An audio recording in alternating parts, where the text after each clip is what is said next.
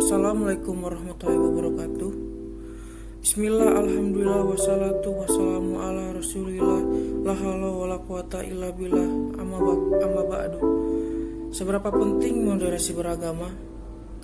Karena keragaman dalam beragama itu niscaya tidak mungkin dihilangkan.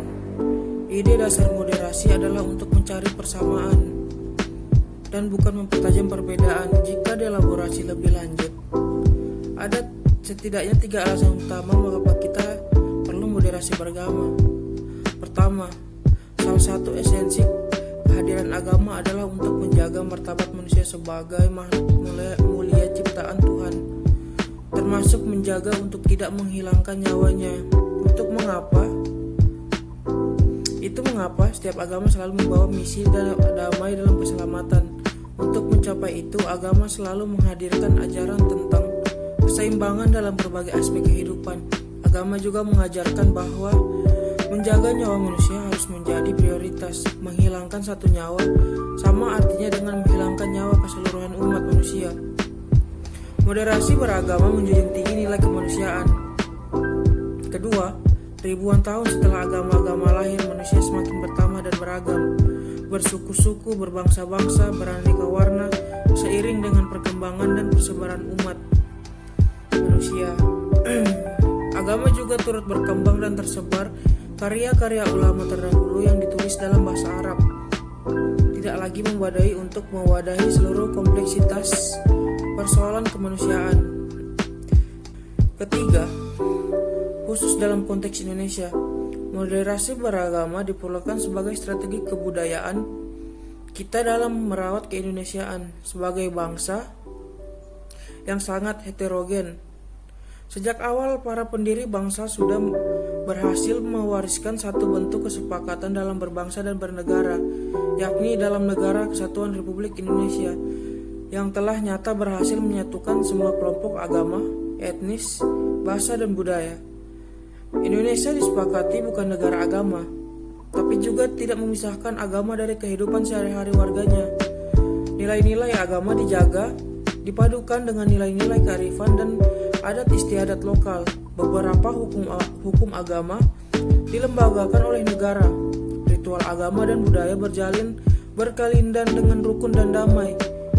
Itulah sesungguhnya jati diri Indonesia, negeri yang sangat agamis dengan karakternya yang santun, toleran, dan mampu berdialog dengan keragaman.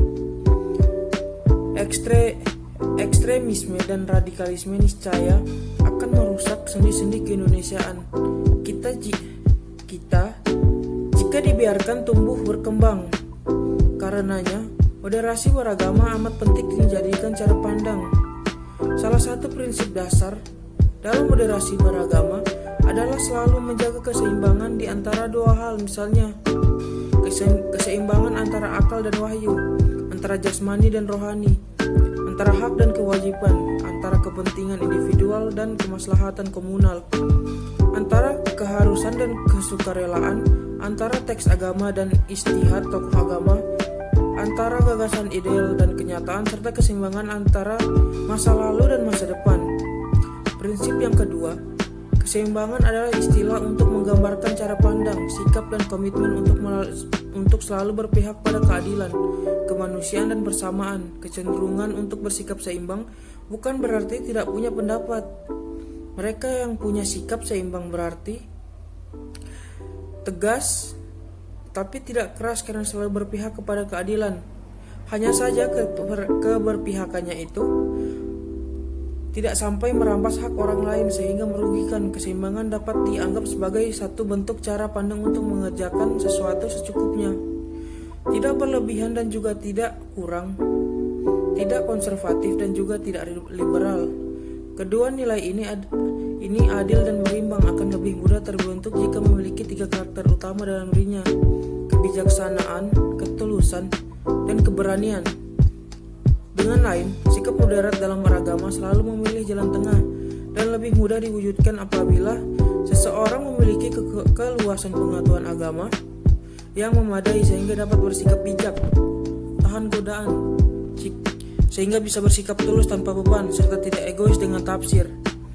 Kebenarannya sendiri sehingga berani mengakui tafsir kebenaran yang lain dan berani menyampaikan pandangan yang berdasar ilmu.